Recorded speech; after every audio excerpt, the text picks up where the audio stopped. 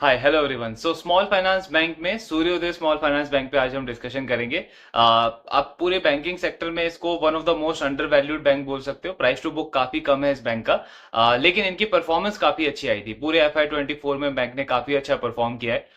Loan book की growth अच्छी रही है, एसेट क्वालिटी अच्छा रहा है, ROE का नंबर इंप्रूव हुआ है बैंक के लिए। बट स्टॉक का प्राइस टू बुक अगर आप देखोगे तो अभी भी 1.3 1.4 के आसपास ट्रेड कर रहा है compare to other small finance banks like Ujjivan, Utkarsh या फिर एक्विटास की अगर हम बात करें, जिनका प्राइस टू बुक टू से भी ज्यादा है, तो वहां पे एक वो अंडर रेटिंग वाला कैंडिडेट बनता है ये बैंक। बट ऑफ कोर्स उसके लिए इनको अपनी परफॉर्मेंस को सस्टेन करना पड़ेगा अगले क्वार्टर्स में। एंड अभी हम कॉन कॉल में हम देखेंगे कि मैनेजमेंट का क्या आउटलुक है, क्या ओवरलुक है इनका FY 25 को लेकर के।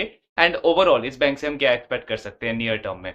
So first of all bank का कहना है कि जो लोन बुक की ग्रोथ है इनकी, वो काफी अच्छी रही है। FY 24 में 41% से इस बैंक का लोन बुक ग्रो हुआ है। ग्रोथ काफी अच्छी रही है। एंड इस ग्रोथ को ड्राइव किसने किया है? इनके इनके जो मेन सेगमेंट्स हैं, मेन जो इनके प्रोडक्ट हैं, एक है इनका विकास लोन, देन मॉर्गेजेस मतलब home loan, loan against property, and उसके साथ में कमर्शियल व्हीकल। ये जो तीन चार मेन प्रोडक्ट्स है इस बैंक के, इन्होंने ओवरऑल इस ग्रोथ को ड्राइव किया है। इनका जो विकास लोन है, तो ये विकास लोन क्या है? बेसिकली माइक्रो फाइनेंस ही है ये। जैसे हमने बहुत सारे बैंक्स NBFCs का देखा है कि आज के टाइम पे वो क्या कर रहे हैं, माइक्रो फाइनेंस लोन तो दे रहे हैं, बट उसके साथ में पैरेलली इंडिविजुअल लोन भी ऑफर कर रहे हैं। मतलब बेसिकली जो ग्रुप ऑफ जो जो जो जॉइंट लैंडिंग ग्रुप जो होता है, उसमें जो अच्छे क्वालिटी के कस्टमर्स होते हैं, जिन्होंने पिछले 4-5 साल में टाइम पे अपने लोन का रीपेमेंट किया है, कोई डिफॉल्ट नहीं किया है, डिसिप्लिन में अपना पूरा पूरा फाइनेंस उन्होंने मेंटेन किया है, तो उन कुछ कस्टमर्स को ये कंपनीज आज के टाइम पे इंडिविजुअल लोन ऑफर कर रही हैं। अब इंडिविजुअल लोन में बेनिफिट क्या होता है उन कस्टमर को कि टिकट साइज थोड़ा सा ज्यादा होता है, फ्लेक्सिबिलिटी मिल जाती है, प्लस आपको एक ग्रुप के साथ एसोसिएट नहीं होना पड़ता। आप अपने अकॉर्डिंग, अपने अपने कस्टमाइजेशन के अकॉर्डिंग अपना रीपेमेंट वगैरह फिक्स कर सकते हो। सो ये एडवांटेज हो जाता है बोरोवर को। लेंडर को एडवांटेज क्या है कि वो थोड़ा सा ज्यादा इंटरेस्ट रेट चार्ज कर सकता है वहां पे, बिकॉज उसको पता है कि इसके कस्टमर की प्रोफाइल अच्छी है, तो मैं थोड़ा सा ज्यादा इंटरेस्ट रेट इसको चार्ज कर सकता हूँ, रिस्क रिवॉर्ड मेरे फेवर में है। तो ये ओवरऑल सिनेरियो रहता है। लेकिन एक चेंज क्या है, अगर आप बाकी NBFC जैसे अरमान फाइनेंशियल है या उत्कर्ष स्मॉल फाइनेंस बैंक है, ये सब माइक्रो फाइनेंस लोन देते हैं और इनका आज के टाइम पे इंडिविजुअल लोन वाला पोर्टफोलियो ग्रो हो रहा है, बट स्टिल उनका पूरे पोर्टफोलियो में हार्डली 1% 2% के आसपास आज के टाइम पे वो बुक का साइज है। मेन अभी भी उनका वो जॉइंट लैंडिंग ग्रुप वाला लोन बुक है। लेकिन सूर्योदय स्मॉल फाइनेंस का ये जो विकास लोन है, ये वही इंडिविजुअल लोन है, जहां पे ये कुछ अच्छे कस्टमर्स को इंडिविजुअली लोन ऑफर कर रहे हैं। लेकिन इनके टोटल लोन बुक का 53% लोन जो है वो ये विकास लोन है। तो इसका मतलब क्या हुआ कि सूर्योदय ने काफी एग्रेसिवली इस प्रोडक्ट के ऊपर फोकस किया है पिछले कुछ टाइम में, और ग्रोथ काफी अच्छी मिली है कंपनी को। इवन अगर आप इस फाइनेंशियल ईयर में भी इसका डिसबर्समेंट देखोगे, तो डिसबर्समेंट ऑलमोस्ट डबल हो गया लास्ट ईयर के कंपैरिजन में। मतलब फ्रेश लोन जो कंपनी देती है, वो डबल कर दिया है कंपनी ने लास्ट ईयर के कंपैरिजन में। तो ग्रोथ अभी भी काफी अच्छी आ रही है। एंड पूरे लोन बुक का 53% जो लोन है, वो ये वाला पार्ट, ये वाला जो प्रोडक्ट है वो कंट्रीब्यूट करता है। तो ये काफी अच्छे से ग्रो हुआ है। देन डिपॉजिट्स में भी अगेन बैंक की काफी अच्छी परफॉर्मेंस रही है। 50% से इस बैंक का डिपॉजिट ग्रो हुआ है, जिसमें सबसे बड़ा हाईलाइट क्या रहा है कि कासा रेशियो इस बैंक का 17% से इंप्रूव होकर के 20% पे आया है। प्लस एक और बड़ा हाईलाइट क्या रहा है कि रिटेल डिपॉजिट जो है, वो अब इस बैंक के लिए ऑलमोस्ट 79% कंट्रीब्यूट करते हैं टोटल डिपॉजिट में। सो स्मॉल फाइनेंस बैंक्स में सबसे बड़ी प्रॉब्लम दो ही होती है। पहला तो ये होता है कि कासा रेशियो बहुत कम होता है, वो तो वैसे अभी भी इनका कम है, इनको इंप्रूव करना पड़ेगा, लेकिन एटलीस्ट वो इंप्रूव हो रहा है, ट्रेंड अच्छा है। दूसरा प्रॉब्लम क्या होता है कि उनके जितने भी डिपॉजिट्स होते हैं वो बल्कि डिपॉजिट्स होते हैं ज्यादातर, मतलब कॉर्पोरेट से डिपॉजिट लेकर के, मार्केट से बल्कि डिपॉजिट लेकर के उनका ओवरऑल वो डिपॉजिट का बुक चलता है। अब उसमें प्रॉब्लम क्या है कि वो स्टिकी डिपॉजिट्स हैं, मतलब वो स्टिकी डिपॉजिट नहीं है, बल्क में आया है, बल्क में जाएगा, तो बैंक को कल को फिर से लिक्विडिटी की प्रॉब्लम हो सकती है। तो वहां पे अगर हम सूर्योदय को देखें, तो ये पॉइंट अच्छा है इनका कि 79% इस बैंक के जो डिपॉजिट्स हैं वो रिटेल डिपॉजिट है। अब इनके लिए सबसे बड़ा चैलेंज क्या है कि इस नंबर को मेंटेन करना है, क्योंकि अभी भी इनका क्रेडिट टू डिपॉजिट रेशियो अगर आप देखोगे तो वो 100% से भी ज्यादा है। मतलब कि लोन बुक का साइज ज्यादा है लेकिन डिपॉजिट बुक का साइज कम है। तो उसको अगर इनको इंप्रूव करना है, तो वहां पे इनके लिए चैलेंज यही रहेगा कि रिटेल डिपॉजिट को मेंटेन करते हुए, कासा रेशियो को इंप्रूव करते हुए, इनको अपना डिपॉजिट बुक का नंबर ग्रो करना है। लेकिन अभी तक अच्छा कर रहा है बैंक। इसके अलावा बैंक के अगर आप ब्रांचेस देखोगे तो 695 टोटल ब्रांचेस हैं, जिसमें से इनके 109 ब्रांचेस जो हैं वो लायबिलिटी फोकस्ड हैं, मतलब 109 ब्रांचेस में से बैंक अपना लायबिलिटी ग्रो करता है, मेनली उन कस्टमर्स को टारगेट करता है जहां से इनका current account, saving account, FD वगैरह ग्रो हो। और जो बाकी के इनके 392 ब्रांचेस हैं उसमें मेनली बैंक एसेट्स पे फोकस करता है, मतलब लोन वगैरह देने के ऊपर फोकस करता है। ग्रॉस एनपीएस बैंक का बहुत अच्छे तरीके से इंप्रूव हुआ है, लास्ट ईयर 3.1% था, अब 2.8% के आसपास आया है और हर एक क्वार्टर में इंप्रूवमेंट देखने को मिला है, तो एसेट क्वालिटी काफी अच्छी है बैंक की।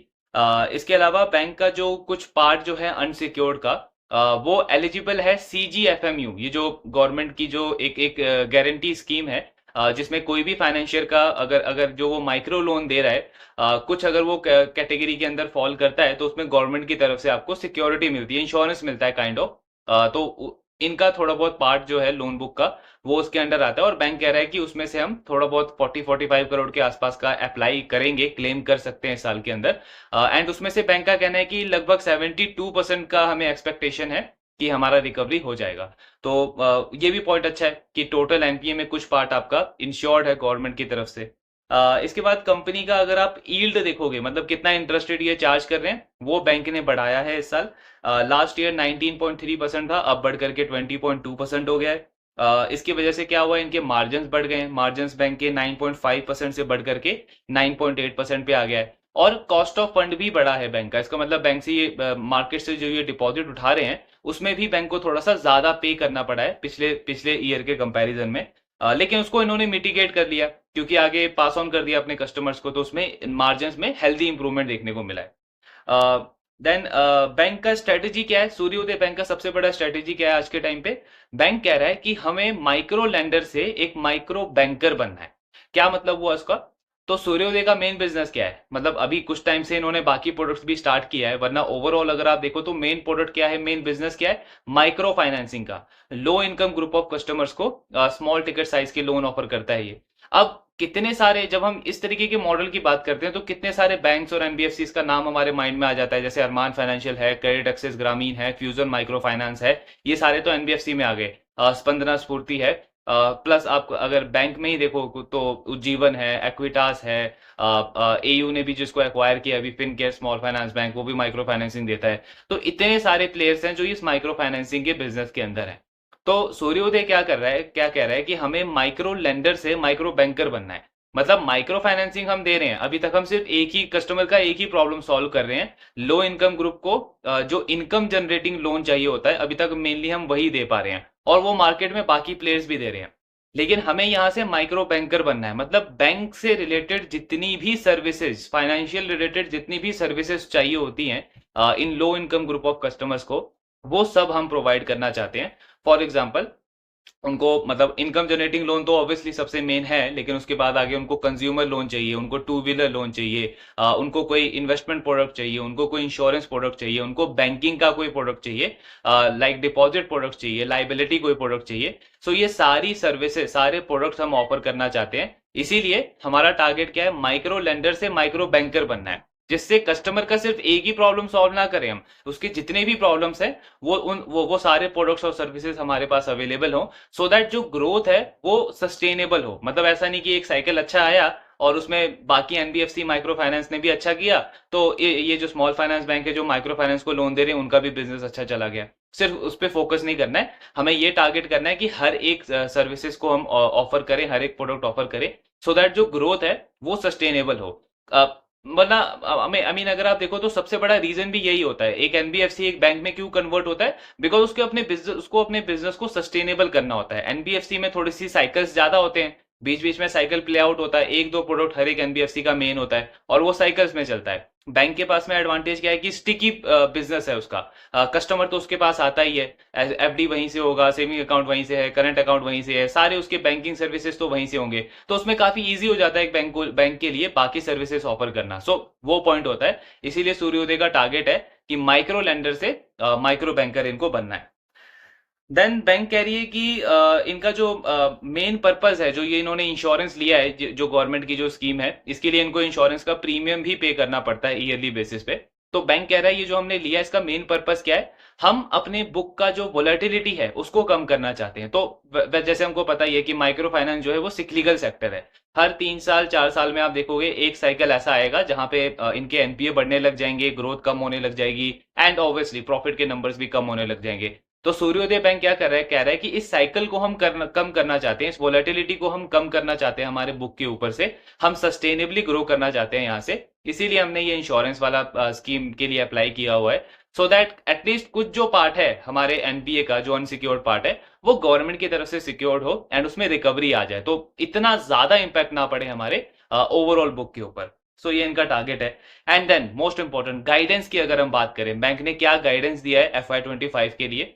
सो बैंक कह रहा है कि हमारा लोन बुक का टारगेट है 30 से 35% का, मतलब 30 से 35% की ग्रोथ बैंक टारगेट कर रहा है FY25 में। डिपॉजिट में बैंक 40 से 45% की ग्रोथ टारगेट कर रहा है। सो अगर आप FY24 का नंबर देखो तो बैंक ने 41% डिलीवर किया है, तो FY25 के लिए 30 से 35% का टारगेट है। डिपॉजिट में बैंक ने 50% डिलीवर किया है, FY25 में 40 से 45% का टारगेट है। इसके साथ में बैंक क्या कह रहा है कि हमने आरबीआई को कमिट किया हुआ है कि हमारा जो क्रेडिट टू डिपॉजिट रेशियो है वो हम FY25 के एंड तक 100% तक लेकर के आएंगे। तो ये इनका कमिटमेंट है। अब इससे हमको क्या पता चलता है कि बैंक एट एनी कॉस्ट एक चीज तो पूरा इंश्योर करेगा कि डिपॉजिट बुक का नंबर जो है वो ग्रो होना चाहिए एट एनी कॉस्ट, बिकॉज इन्होंने कमिट किया हुआ है आरबीआई को। तो अगर इनको क्रेडिट टू डिपॉजिट रेशियो 100% पे लाना है तो इसके लिए इनको क्या करना होगा कि डिपॉजिट ग्रोथ जो है वो हमेशा हमेशा ज्यादा रहेगा कंपेयर टू लोन बुक का ग्रोथ। तो वो चीज हम इनके नंबर्स में भी आगे ट्रैक कर सकते हैं। सो ये भी एक्चुअली अच्छा चीज है हर एक बैंक के लिए, बिकॉज अगर आपका डिपॉजिट का बेस स्ट्रांग होगा तो आपको आगे ग्रोथ में कोई प्रॉब्लम नहीं आएगा। तो उस पर सूर्योदय फोकस कर रहा है। देन अगर आप इनके लोन बुक का कंपोजिशन देखोगे तो आज के टाइम पे 41% लोन जो है वो सिक्योर्ड लोन है, लेकिन सूर्योदय इसको 45% तक लेने का टारगेट कर रहा है FY25 के अंदर। इसका मतलब क्या हुआ कि बैंक की जो सिक्योर्ड प्रोडक्ट्स हैं वो ज्यादा रेट से ग्रो करेंगे इस पूरे फाइनेंशियल ईयर के अंदर। इनका जो ये विकास लोन है, जो माइक्रो फाइनेंसिंग इंडिविजुअल लोन है, ये ऑलमोस्ट इनका 53% कॉन्ट्रीब्यूट करता है टोटल लोन में। तो बैंक क्या कह रहा है कि क्योंकि इसमें थोड़ा सा मतलब आप बोल सकते हो रिस्क थोड़ा सा ज्यादा है, बिकॉज आप इंडिविजुअल कस्टमर्स के साथ में डील कर रहे हो। जब आप ग्रुप ऑफ वुमेन या फिर जो ग्रुप कस्टमर्स के साथ में आप डील करते हो तो उसमें क्या होता है कि आपका आपका एक फिक्स है, हर वीकली या फिर हर 10 डेज के बाद में आपने कलेक्शन करना है, आपका मीटिंग डिसाइडेड है। और वहां पे एक पीयर प्रेशर भी रहता है हर एक बोरोवर के ऊपर, सोसाइटी का भी एक प्रेशर रहता है हर एक बोरोवर के ऊपर। तो उसकी वजह से थोड़ा बहुत आप बोल सकते हो सेफ्टी थोड़ी सी ज्यादा होती है। लेकिन जब आप इंडिविजुअल लोन ऑफर कर रहे हो तो वहां पे ये सारी चीजें नहीं है, तो इसीलिए इंपॉर्टेंट। और ये कस्टमर्स वैसे भी लो इनकम ग्रुप से हैं, मतलब इनका कोई बहुत अच्छा ट्रैक रिकॉर्ड तो होता नहीं है, कोई सुपर प्राइम कस्टमर्स तो है नहीं। तो इसलिए इंपॉर्टेंट हो जाता है कि आप अपना कलेक्शन इंफ्रा अच्छे से बिल्ड करो। सो सूर्योदय आज के टाइम पे क्या कर रहा है कि इनका जो कलेक्शन इंफ्रा है, कलेक्शन की टीम है, उसको और ज्यादा स्ट्रेंथन कर रहा है, वहां पे और ज्यादा इन्वेस्टमेंट कर रहा है, ताकि कल को चल के कोई इनको प्रॉब्लम ना आए कलेक्शन वगैरह में। बैंक का कहना है कि अभी कोई प्रॉब्लम नहीं है, लेकिन हम फ्यूचर के लिए अपने आप को इस पॉइंट पे प्रिपेयर कर रहे हैं। ब्रांचेस अगर आप देखोगे तो 70 ब्रांचेस इन्होंने ऐड किए हैं, और बैंक कह रहा है आगे भी हम कंटिन्यू करेंगे ऐड वगैरह करना। अब एक और इंपॉर्टेंट पॉइंट है, तो एक्चुअली लास्ट ईयर इनकी जो एनालिस्ट इन्वेस्टर्स के साथ में मीटिंग हुई थी उसमें बैंक ने टारगेट दिया था कि आरओए हम 3% करेंगे अगले कुछ टाइम के अंदर, मतलब 3% का आरओए का टारगेट दिया था। लेकिन अगर आप ये गाइडेंस देखोगे इसमें बैंक ने अपने आरओए टारगेट को 3% से कम करके 2.3% के आसपास कर दिया है। तो ये गाइडेंस कम क्यों किया है, सबसे बड़ा क्वेश्चन तो यही आता है। बिकॉज जब भी कोई बैंक या कोई भी बिजनेस अपना आरओई या ग्रोथ का गाइडेंस कम करता है तो ये एक नेगेटिव चीज देखी जाती है। बट बैंक का कहना क्या है कि हम हाई आरओए या हाई आरओई के ऊपर फोकस नहीं कर रहे हैं, हमारा फोकस क्या है, सस्टेनेबल आरओए और सस्टेनेबल आरओई। तो आज के टाइम पे अगर आप देखोगे तो एक तो ये पॉइंट हो गया कि कलेक्शन इंफ्रा के ऊपर हमें बिल्ड करना पड़ रहा है, इन्वेस्ट करना पड़ रहा है, कलेक्शन टीम को हमें स्ट्रेंथफुल करना पड़ रहा है, तो एक तो वहां पे इन्वेस्टमेंट जा रहा है। दूसरा, ये बैंक क्या कर रहा है, इनका जो ये विकास लोन का प्रोडक्ट है, जैसे आपने देखा होगा लास्ट कुछ टाइम में आरबीआई ने ऐसी बहुत सारी कमेंट्री करी है कि कुछ कुछ प्लेयर्स जो हैं वो काफी ज्यादा इंटरेस्ट रेट चार्ज कर रहे हैं, और एज अ रिजल्ट हमने देखा कि अरमान ने भी अपना इंटरेस्ट रेट कम किया, सीए ग्रामीण ने भी अपना इंटरेस्ट रेट कम किया। तो बैंक बोल रहा है ऑल दो हमें आरबीआई की तरफ से ऐसा कोई डायरेक्ट इंस्ट्रक्शन नहीं आया कि आपको अपना इंटरेस्ट रेट कम करना चाहिए, लेकिन स्टिल दो पर्पस हैं जिसकी वजह से हम अपना इंटरेस्ट रेट कम करने को देख रहे हैं। अभी ये ऑलमोस्ट 28% चार्ज करते हैं, 24% तक बैंक इसको लाने का प्लान कर रहा है। तो उसके पीछे दो रीजन है। पहला रीजन ये है कि बैंक कह रहा है कि जो अच्छे क्वालिटी के कस्टमर्स हैं उनको हम रिवॉर्ड करना चाहते हैं, तो एक तो वो चीज हो जाती है। दूसरा हमारा पर्पज है कि सोसाइटी को एक एक एक अच्छा कंट्रीब्यूट करना चाहते हैं, सोसाइटी की मतलब ग्रोथ वगैरह होनी चाहिए। तो अगर ये जो लो इनकम ग्रुप ऑफ कस्टमर्स हैं इनका अगर इंटरेस्ट रेट थोड़ा सा कम हो जाएगा इन लेवल से, तो इनके लिए जो प्रेशर है बोरोइंग का वो कम हो जाएगा, और ये मतलब हेल्दी लेवल से लोन की रिपेमेंट वगैरह कर सकते हैं और अपनी इनकम जनरेटिंग एक्टिविटी में कंट्रीब्यूट कर सकते हैं। तो इनका भी ओवरऑल अगर आप देखोगे तो लाइवलीहुड वगैरह काफी अच्छे से चलेगा। तो इन दो पर्पस की वजह से बैंक प्लान कर रहा है कि अपना इंटरेस्ट रेट थोड़ा सा कम करेगा। अब अगर ये इंटरेस्ट रेट कम करेंगे तो उसका इंपैक्ट क्या होगा, मतलब मार्जिन थोड़ा सा कम हो सकता है। मार्जिन कम होगा तो क्या होगा, वही प्रॉफिटेबिलिटी कम हो जाएगी, और प्रॉफिटेबिलिटी कम होगी तो उसका नेचुरली आपके आरओए के नंबर के ऊपर इंपैक्ट पड़ेगा। तो वही चीज बैंक कह रहा है कि आज के टाइम पे हमारा टारगेट ये है कि हम सस्टेनेबल आरओए डिलीवर करें, रेदर देन हाई आरओए के ऊपर हम फोकस करें। तो बैंक गाइडेंस क्या दे रहा है, 2.2% से लेके 2.5 2.6% के रेंज में ये अपने आरओए को रखना चाहते हैं अगले कुछ सालों में। एंड आरओई का नंबर आज इनका 12% है, पर बैंक कह रहा है इसको हम 14 15 16% के रेंज में रखना चाहते हैं नियर टू मीडियम टर्म के अंदर। सो ये इनका गाइडेंस है अब आरओए और आरओई के नंबर्स के ऊपर। देन बैंक कह रहा है कि इनका जो सिक्योर्ड पोर्टफोलियो है जिसमें ये होम लोन वगैरह, लोन अगेंस्ट प्रॉपर्टी वगैरह देते हैं, अगर आप सिर्फ सिक्योर्ड पोर्टफोलियो का आरओए देखोगे तो वो 1% से भी कम है। अब इसका भी एक एक मेजर रीजन ये है कि बैंक वहां पे इंटरेस्ट रेट थोड़ा सा कम चार्ज करता है कंपेयर टू अनसिक्योर्ड पोर्टफोलियो। लेकिन इसमें भी बैंक कह रहा है कि हम अभी इंटरेस्ट रेट बढ़ाने को नहीं देख रहे हैं, क्योंकि इस बुक का साइज अभी छोटा है, और हमें ऐसा लगता है कि जैसे इस बुक का साइज 2500 करोड़ तक हो जाएगा, अभी 1600 करोड़ है, तो 2500 करोड़ तक का जब इसका साइज हो जाएगा तो यहां से हेल्दी आरओई आना स्टार्ट हो जाएगा। मतलब बैंक कह रहा है कि 11% के आसपास का आरओई इसका आ जाएगा जब इस बुक का साइज 2500 करोड़ के आसपास हो जाएगा, और कॉस्ट वगैरह भी थोड़ी सी कम हो जाएगी जैसे जैसे बिजनेस स्केल होगा। अब एज ए इन्वेस्टर हमें एक पॉइंट यहां पे समझना जरूरी है, ये जो सिक्योर्ड पोर्टफोलियो है सूर्योदय बैंक का, इसको बैंक 45% करने को देख रहा है बाय FY25, और अगले 3 साल में इनका टारगेट है कि 50% तक लेकर के जाना है। तो ये सबसे बड़ा ट्रिगर होगा अगर इस बैंक का सिक्योर्ड पोर्टफोलियो बढ़ते जाता है, लेकिन आरओए आरओई और मार्जिन के नंबर पे बहुत ज्यादा इंपैक्ट नहीं पड़ता है, मतलब थोड़ा मिनिमल इंपैक्ट पड़ता है, तो ठीक है, तब तो इनकी ग्रोथ भी अच्छी रहेगी, और उसके साथ में हम आरओए का नंबर 2 पॉइंट मतलब 3% नहीं होगा तो 2.5% होगा तो भी ठीक है, आरओई का नंबर 20 नहीं होगा तो भी 16-17 होगा तो भी ठीक है, बिकॉज उस नंबर्स के साथ में भी आप देख सकते हो कि स्टॉक में री रेटिंग की अपॉर्चुनिटी तो बनेगी, स्टॉक री रेट वहां से हो सकता है। लेकिन अगर इस बैंक के मार्जिन पे इंपैक्ट पड़ने लग गया, इनके आरओई के ऊपर थोड़ा सा ज्यादा नेगेटिव इंपैक्ट पड़ने लग गया, आरओई के नंबर पे इंपैक्ट पड़ने लग गया, तो आई मीन फिर वहां पे वो एक इंटरेस्टिंग बैट नहीं रहेगा, बिकॉज आपके जो मेन फंडामेंटल्स है वो डिटोरियोरेट होने लग जाएंगे। तो वो चीज हमें फॉलो करनी है कि सिक्योर्ड पोर्टफोलियो आप बढ़ा रहे हो बिकॉज बैंक का विजन है कि हमें एक बैलेंस वे में आगे ग्रो करना है, तो वो तो ठीक है, आप सिक्योर्ड के अनसिक्योर्ड के साथ में सिक्योर्ड को रखना चाहते हो और एक पूरी बैंकिंग सर्विसेज प्रोवाइड करना चाहते हो अपने अपने कस्टमर्स को आने वाले टाइम में, तो वो पॉइंट ठीक है। लेकिन उसके उसके उसकी वजह से जो आपके मेन फंडामेंटल्स हैं वो डिटोरियोरेट नहीं होने चाहिए। आरओए आपका 3% नहीं होगा, 2.5% होगा तो भी चलेगा, आज 2.2 है, मतलब यहां से तो इंप्रूव भी होगा। आरओई आपका 20 नहीं होगा, 15 16 17 के बीच का रेंज दे रही है बैंक, तो वो भी चलेगा, बिकॉज आज 12% है तो 12 से 16 जाएगा, तो वो भी इंप्रूवमेंट वाला ट्रेंड है। तो अगर ये चीजें हो जाती हैं तो इस स्टॉक के साथ में हम देख सकते हैं कि वो री रेटिंग का जो अपॉर्चुनिटी है वो प्ले आउट हो सकता है, बिकॉज अगेन वही प्राइस टू बुक काफी लो है इस बिजनेस का।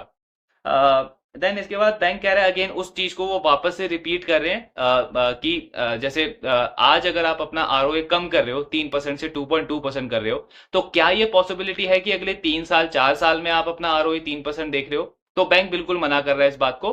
बैंक कह रहा है कि हम अपने अगले 4 साल के अंदर भी हम 3% का आरओए टारगेट नहीं कर रहे हैं, हमारा फोकस वही है कि हमें सस्टेनेबल तरीके से आरओई के नंबर्स को डिलीवर करना है, और उसी के लिए 2-3 चीजें हैं बेसिकली। एक तो हमें नए ब्रांचेस ओपन करने हैं, वहां पे हमारा इन्वेस्टमेंट लग रहा है, एम्प्लॉयज के ऊपर इन्वेस्टमेंट लगेगा, टेक्नोलॉजी के ऊपर इन्वेस्टमेंट लगेगा, कलेक्शन इंफ्रा हम अपना डेवलप कर रहे हैं उसके ऊपर इन्वेस्टमेंट लगेगा, प्लस बैंक क्या कह रहा है नए नए प्रोडक्ट्स ऐड करेंगे उसमें भी इन्वेस्टमेंट लगेगा। दो दो ये नए सेगमेंट ऐड करने को देख रहे हैं। एक इनका प्रधानमंत्री का जीवन बीमा लोन है, एक इंश्योरेंस है, और एक इनका प्रधानमंत्री का हेल्थ इंश्योरेंस है। सो ये दो इंश्योरेंस प्रोडक्ट जो है वो बैंक ऐड करने को देख रहा है, in low income group of customers को ऑफर करने को देख रहा है। अब इन दोनों प्रोडक्ट्स में बैंक को कोई अर्निंग नहीं मिलेगी, मतलब इसमें कोई कमीशन कोई कुछ नहीं मिलेगा। तो जस्ट ये इनके ऊपर एक कॉस्ट रहेगा सिर्फ। लेकिन फिर भी ये बैंक ऑफर करने को देख रहा है, क्यों? बिकॉज इससे कस्टमर्स की स्टिकीनेस बढ़ जाएगी। इन दो प्रोडक्ट से कस्टमर्स आपके पास जुड़े रहेंगे एंड वहां पे चांसेस बढ़ जाता है कि फ्यूचर में आप बाकी अपॉर्चुनिटीज, बाकी प्रोडक्ट्स उन कस्टमर्स को क्रॉस सेल वगैरह कर सकते हो। तो इस वजह से बैंक कह रहा है कि ये थोड़ा सा कॉस्ट हमारा बढ़ने वाला है, आने वाले टाइम में कॉस्ट थोड़ा सा हमारा ज्यादा रहेगा, इसलिए हम आरओए 3% का टारगेट नहीं कर रहे हैं। हमारा फोकस क्या है कि हमें सस्टेनेबली 2.3 से 2.6 के बीच में आरओए रखना है, और आरओई 14 से 16% रखना है। अगेन वही सेम पॉइंट आता है, अगर फिर भी ये बैंक उस नंबर को अचीव कर लेता है, मतलब वो 2.5% के बीच का आरओए और 15-16 का आरओई, तो अगेन अपॉर्चुनिटी है, री रेटिंग इस बैंक में हो सकती है, बिकॉज ग्रोथ के पैरामीटर पे ये बैंक बाकी सारे बैंक्स को आउट परफॉर्म कर रहा है। और स्टिल एक बैंक के लिए 12 से 15-16% के आरओई पे जाना, तो एक ये बहुत अच्छा ट्रेंड है, वो एक पॉजिटिव ट्रेंड होगा। सो वो हमें आगे ट्रैक करना है। देन इसके बाद बैंक का कहना है कि अभी इनका कोई ऐसा प्लान नहीं है कि ये यूनिवर्सल बैंक की लाइसेंस के लिए अप्लाई करें। वैसे अभी एक क्राइटेरिया इनका है जो अभी पेंडिंग है, तो बेसिकली सूर्योदय बैंक कह रहा है कि हमें 1 साल और लगेगा कम से कम, जब हम पूरी तरीके से एलिजिबल हो जाएंगे यूनिवर्सल बैंक लाइसेंस के लिए अप्लाई करने के लिए। सो एक क्राइटेरिया क्या होता है कि किसी भी स्मॉल फाइनेंस बैंक को लगातार 2 फाइनेंशियल ईयर तक अपने ग्रॉस एनपीए जो है वो 3% से कम रखने होते हैं। इस फाइनेंशियल FY24 में इनका ग्रॉस एनपीए 3% से कम था, 2.8%। अब इस साल का भी गाइडेंस तो इन्होंने वही दिया है, 2.5% का ग्रॉस एनपीए दिया है। तो अगर ये इसको अचीव कर लेंगे तो सूर्योदय बैंक जो है वो एलिजिबल हो जाएगा यूनिवर्सल बैंक लाइसेंस के लिए अप्लाई करने के लिए। लेकिन बैंक कह रहा है अभी हम इसमें कोई प्लान कर नहीं रहे हैं, और लॉजिकली अगर आप सोचो तो इनको करना भी नहीं चाहिए, बिकॉज अभी आपका जो कोर मॉडल है वही बहुत अच्छे तरीके से डेवलप नहीं हुआ है, तो कोई मतलब बनता नहीं है कि आप अगले अगले नेक्स्ट फेज की तरफ आप आगे प्रोग्रेस करो। पहले आपका ये कोर मॉडल बन जाए, इन कस्टमर्स को आप अच्छे से सस्टेन कर पाओ, ग्रोथ आपकी सस्टेन होनी चाहिए, ये आरओई का नंबर इंप्रूव होना चाहिए, एसेट क्वालिटी आपकी स्टेबल होनी चाहिए। उसके बाद जाके आप अगले अगले फेज के लिए आप प्रोग्रेस करते हो, तो वहां पे लॉजिक समझ में आता है। सो अभी बैंक को इसी चीज के ऊपर फोकस करना चाहिए, और ये बोल भी रहे हैं कि अभी हमारा कोई ऐसा टारगेट है नहीं कि हमें यूनिवर्सल बैंक की तरफ अप्लाई करना है। जो हमारा मेन बिजनेस है उसी पे हम अभी फोकस कर रहे हैं। देन इसके बाद बैंक कह रहा है अगेन वही, अगले 3 साल में हमें हमारा सिक्योर्ड पोर्टफोलियो जो है वो 50% तक लेकर के जाना है। प्रोविजनिंग बैंक ने बढ़ाई है, तो इन्होंने पॉलिसी चेंज किया है। पहले बैंक अब क्या करता है कि जो भी ग्रॉस एनपीए होता है इनका, उसमें इमीडिएटली उस टोटल ग्रॉस एनपीए के 50% जो है वो प्रोविजनिंग कर देता है। इसीलिए आप देखोगे इस बैंक का प्रोविजनिंग कवरेज रेशियो जो है वो 51% से इंप्रूव होकर के 70% पे आ गया FY24 में। और ये एक्चुअली काफी अच्छा चीज है, बिकॉज इससे क्या हो रहा है कि बैंक अपना एक बफर क्रिएट कर रहा है फ्यूचर में अगर कोई भी प्रॉब्लम आता है तो। देन इसके बाद वही गाइडेंस को इन्होंने मेंटेन किया है। कॉस्ट ऑफ फंड बैंक कह रहा है कि इसी लेवल के आसपास रहेगा, कोई ज्यादा चेंज उसमें हम एक्सपेक्ट करते नहीं है। क्रेडिट कॉस्ट पे बैंक का एक और पॉजिटिव गाइडेंस है। बैंक कह रहा है कि जो इस साल हमारा जो क्रेडिट कॉस्ट था 1.5% से 1.8% के आसपास, वही क्रेडिट कॉस्ट हम एक्सपेक्ट कर रहे हैं FY25 के लिए भी। मतलब एसेट क्वालिटी स्टेबल रहते हुए अच्छी ग्रोथ बैंक टारगेट कर रहा है FY25 में।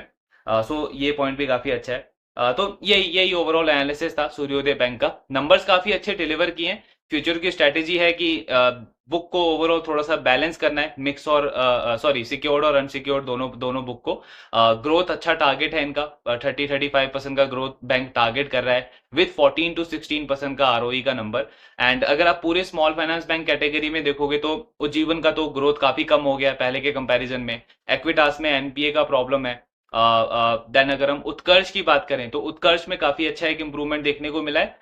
एयू के साथ में वही एनपीए का प्रॉब्लम है, ग्रोथ थोड़ा सा कम है, और इसके साथ में हम सूर्योदय को ऐड कर सकते हैं। तो अगर पूरे स्मॉल फाइनेंस बैंक कैटेगरी में आज के टाइम पे अगर टॉप 2 प्लेयर्स अगर हम देखें तो एक तो हमको सूर्योदय बैंक नजर आता है। सबसे इंपॉर्टेंट रीजन इस बैंक का ये है कि इनका प्राइस टू बुक कम है, 1.3% के आसपास का प्राइस टू बुक है। बाकी सारे प्लेयर्स का प्राइस टू बुक 2 से भी ज्यादा है, तो वहां पे वो री रेटिंग का अपॉर्चुनिटी बनता है। अगर इस बैंक का परफॉर्मेंस सस्टेन रहता है, मतलब अगले क्वार्टर में 2-3 क्वार्टर में अगर इनका ये परफॉर्मेंस सस्टेन रहता है, तो हम देख सकते हैं कि यो वो री-रेटिंग वाला जो अपॉर्चुनिटी है, वो प्ले आउट हो सकता है इसके स्टॉक के अंदर। एंड बाकी अभी उत्कर्ष का भी हम कॉन कॉल एनालिसिस करेंगे। सो एंड जो भी आपके डाउट्स हैं, do let me know in the comment box. Thank you very much.